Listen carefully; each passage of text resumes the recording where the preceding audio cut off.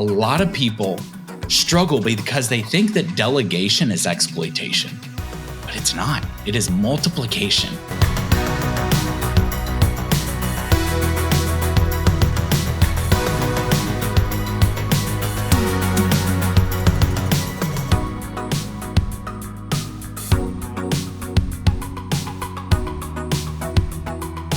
Welcome back to the Culture Base Podcast. I'm Dustin. He's Blake. We're the Culture Base. Today we're going to get into delegation strategies for growing leaders. Cannot wait to talk about that with you. But before we do, I want to remind you that everything we do at the Culture Base is to help leaders know what they're about, show where they're going, and develop a scalable team to get them there. If you want more information about us or you want to follow along with other things that we're doing, you can follow us on social media at the Culture Base, BASE. You can also find us online at theculturebase.com. And while you're there at theculturebase.com, man, do we have a gift for you. You like free stuff, Blake? Yes. Yeah, I love free stuff. I especially love free books because I am a reader, right? Leaders are readers. What a mentor of mine used to say in college all the time. So we have a free book for you. We have lots of free things for you, but more specifically, we want to call out this free item for you. It's our first ever ebook, the Scalability Playbook, Proven Methods for Building High Performance Teams. We're going to break down everything that we know. We mind dumped up in this book. And we can't wait to share that with you. It's yours absolutely free. theculturebase.com/resources, theculturebase.com/resources. I hear on podcasts all the time, they say websites and stuff like 3 or 4 times. So I felt like I needed to say it a lot. That's why I did that there. Also, I've had like 2 cups of coffee already today. So we're just like, anywho, let's get on to this topic, shall we? Delegation strategies for growing leaders. Blake, why don't you paint the problem with this whole delegation issue for leaders? Yeah. So delegation's been misunderstood for a long time, but it's generally built around the why to delegation. Okay. Why do we delegate? There is this mentality. First off, some people over-delegate with no understanding of why they're doing it, and other people are so afraid to delegate. And I'm going to speak a little to that because I struggle with that too. A lot of people struggle because they think that delegation is exploitation, but it's not. It is multiplication. Okay, so when you delegate in the correct heart of what you're doing, you are making something better. But when we don't do this, here's where we get into the problems. We overwhelm leaders because they're afraid or don't know how to delegate certain aspects of what they have. Okay. When something comes into their world, the only thing they think is, how do I get this done? Okay. And this is a big problem for most leaders. There's a crazy good book called Who Not How. And all the idea is not that when it comes into you, you say, ooh, how do I figure this out? You say, who's the right person for this? Who could do this even better? And there are times you have to do this stuff, okay? But when all we think is, how do I fix this? The problem is you're a hammer, so everything you see is a nail. That's not always the way we should go about this. So we end up overwhelming our leaders with a constant amount of inputs and influx of tasks, okay? We also have a lack of team ownership when it comes to this. Okay. So our team's not fully engaged. Maybe they're not A players. And so they don't know the right way to delegate because in their mind, it's like, well, it's not my problem. Okay. It's not, I don't really need to worry about this. It's somebody else's thing. And so we have some big problems there. Other areas is we haven't taught good delegation practices. Okay. Yeah. Delegation is not just getting crap off your plate so you don't have to do it. It's understanding where you are amazing at doing what you do and doing those things. Okay, so we're going to talk about a tool here in a little bit when it comes to that. And then lastly, it's building your team's capability, because one of the problems is your team can't grow to what it needs to be until it understands how to handle tasks well, to ask who, not how, to be able to dig into the right aspect of delegation and to go through those tools and sources quicker. I love it. So let's get into the meat. We've defined the problem of what this issue is for leaders that have a hard time delegating, right? And we've kind of redefined a little bit already, but let's just kind of end the solution here. A step towards proper delegation is defining clear expectations and objectives, right? So I love the who, not how concept. It's definitely a book you should check out. I also want to say too, not necessarily like when you're delegating, I think proper delegation comes with the result that you're looking for, not how to do the thing that you want them to do, right? Yeah, Delegate results, not tasks. So when you can do that, that paints a simple, clear objective. Hey, at the end of the day, I need this event to go off without a hitch, and I need 20 new customers out of it. Perfect. I don't care how you get there. Just get us 20 new customers. Obviously, stay aligned with vision, mission. Don't be immoral, those types of things, right? But just delegating those types of results versus tasks sets a clear expectation and objective. You also want to match. This is where knowing your team, when we talk about knowing themselves and knowing your team, this matching tasks with team members' strengths. You need to constantly be evaluating and reevaluating every team member's strengths, including your own, because things evolve, things shift over time. And as we talked about last week, as you scale, right, those things are going to grow. Those muscles are going to grow. And so as muscles grow, then your strengths obviously are going to grow. I'm like, well, I can swing a lot harder than I used to. Or all of a sudden I can run a lot faster than I used to, right? Okay, so let's use that towards the delegation pieces. When you know the team member's strengths, then you can delegate properly.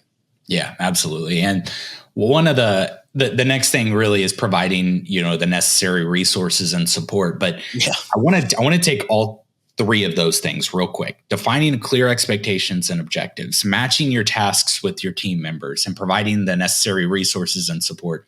Dan Sullivan has an amazing tool that helps do this when you're trying to delegate something. It's called the impact filter.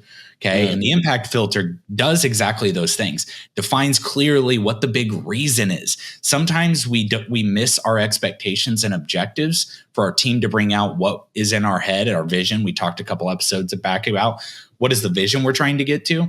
And sometimes it's giving even the emotional, here's what we want to do.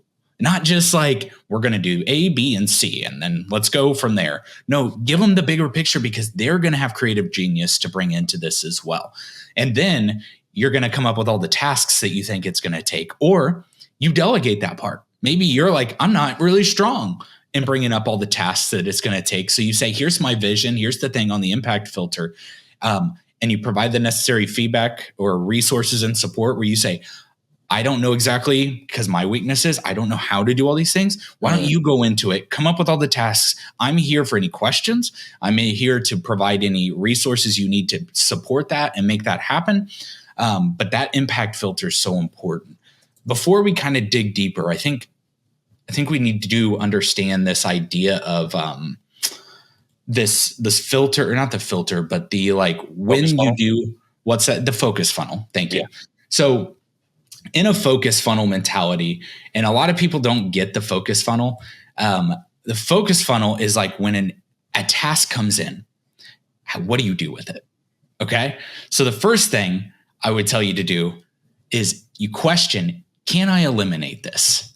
Okay. So is this something I even need anymore? Or is this something that can go? A lot of times we do a lot of menial, pointless tasks and never question it. That's a problem. So as a task comes in your focus funnel, you need to say, can I eliminate this? Step 2, can I automate this? Okay. A lot of times we want to just delegate stuff because you're like, oh, this isn't my creative genius. This isn't my strength. This isn't what my unique ability is. I'm using all the slang from all the different books here. But we think, this isn't mine, so it's got to go somewhere else. Okay, but can it be eliminated? Can it be automated? Because this is something that somebody else could just do, or this could become technology is where it is today. Can it just be automated? Then you go to delegate. Okay, so if you haven't looked at those two things first, that's part of the problem too. Okay, so once you get to delegate, that's when you're like, okay, now we need to figure out the right who's here. And after that, that's when you concentrate or you procrastinate. Okay. And those are the next do areas there. Yep. Love it. Love a good focus funnel.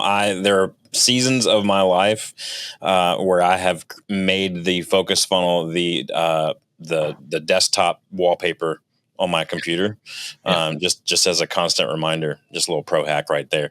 Last couple bits of solutions here we have for you in this delegation thing is to foster a culture of accountability. You can't delegate things without having some sense of accountability. And if there is no accountability, guess what? The team member doesn't feel like they own it at all. They're just minions, right? We're not trying to replicate. We're not trying to create minions here. We're trying to build up team members and scale our companies for growth. And part of that is our last solution is investing in skill development. You're like, man, I would love to delegate this, but no one has the skills for it. Okay, so give them the skills for it. Does someone have a passion for it but doesn't have the skills for it? Invest in that development. Invest in that skill in that person and say, look, if I could just invest in this skill for you, then you would get exponentially better. Then I'd be able to delegate this, and we as a whole would get exponentially better, right? All right, so let's get into some action steps here. For leadership, simply put, develop a delegation plan. Where there is no plan, there is no purpose. You need to sit down and develop a delegation plan. Use the focus funnel if you need to. You also need to provide delegation training. This is not just for you, leader. This is also for your team members as well. They also need to learn how to delegate. And so once you've learned how, hey, this is how the company X delegates, this is how the culture base delegates, then we're going to train our team member on this is how we delegate. And we're going to talk about it over and over again. And part of that, lastly, for leadership action steps, is you want to establish regular check-ins. This is that accountability piece that we were just talking about, but having those check-ins at every step of the way will be like, you good? You good? You need anything? It's a two-way street. Are they good? Are you good? Do you need to clarify anything? Do they have questions that need to be asked? You don't just kind of go, all right, get out of here. I don't want to see it until it's done. Yes, you're delegating results, not tasks, but that doesn't mean you're a disconnected leader. It means that you're available to them as a resource every step of the way, which includes regular check-ins. Even if they don't think they need it, check in anyway, because they'll be glad that you did. They'll feel cared for, and it'll elevate the overall experience for you and your team. Yeah. So for your team members, taking action steps there. One thing that's pretty important here is when we talk about delegation, it's not about not doing something. Okay. And just a heads up here, everyone's going to do things that is not their strength. That's just going to happen. There is part of it. It's getting better, closer to the alignment of that we're doing as much in our strength as we possibly can. But we are always going to do things that we don't necessarily need to do, especially throughout the organization. Okay. So one, communicating needs and challenges, right? Like we need to help our team understand that they have the ability to call out anything they see. Be like, hey, we want you operating in your unique ability. We think you need to get in there and figure it out. But like, we need you to also call out things that you think don't make sense. Hey, I think this could be eliminated. Great. That's awesome. Teach them that mentality. Eliminate, automate, delegate, concentrate. Teach them that stuff, because then they'll go, hold on, this part of the process, couldn't we just mix this? And they're like, oh yeah, that's great. Some of the best process things we've ever created were people who hadn't been in our organization for more than 90 days. Okay. That's great. You want that to have the ability, them to have the ability to call that out. Okay. Then you need to, kind of like Dustin was talking about, create the ability for them to have feedback and communication about these things more often. Okay. So anywhere they're needing more clarification, make that part of the process. Whatever process you set up for this delegation training, have it be part of the process for them to be like, hey, I need more clarification, When they understand that process, if they took an impact filter mentality of, hey, how do I communicate how this gets delegated? They're going to become better communicators to make sure this stuff is pushed well. Okay. So when they take their team and they say, hey, I can't do all of this installation, I need you to take this and you to take this. They're playing to their strengths, but they're also saying, here's what's expected. Here's what done looks like. And they're able to clarify that a lot clearer. Clarify clear. Yep. Yep. Anyway, and lastly, you got to help your team understand that they are responsible for their growth, even though you want to help them grow too. Okay. So you got to tell them like, hey, I need you to take the initiative of your growth and how you delegate this, but let's have conversations. I'm going to help you grow in this. But if you're not taking any action like an A player where you're accountable for your actions, we're going to have some problems. Okay. Because part of this is not that, well, I told them to do it and they didn't do it the way I told them. Okay. If you say that all the time, we got other problems we have to dig into. Okay. Yeah. So those are just some action steps, I think, for team members. Yep. So this is how we empower our team for growth. It's delegation, right? So these are some action steps that you can take immediately to help get you and your team there. That does it for this episode. Next time, we're going to kind of tackle the king of all TLAs, 3-letter acronyms, KPIs, key performance indicators. We're going to talk about measuring success and how we set effective KPIs. Next episode on the Culture Based Podcast. We'll talk to you then. Have a great week.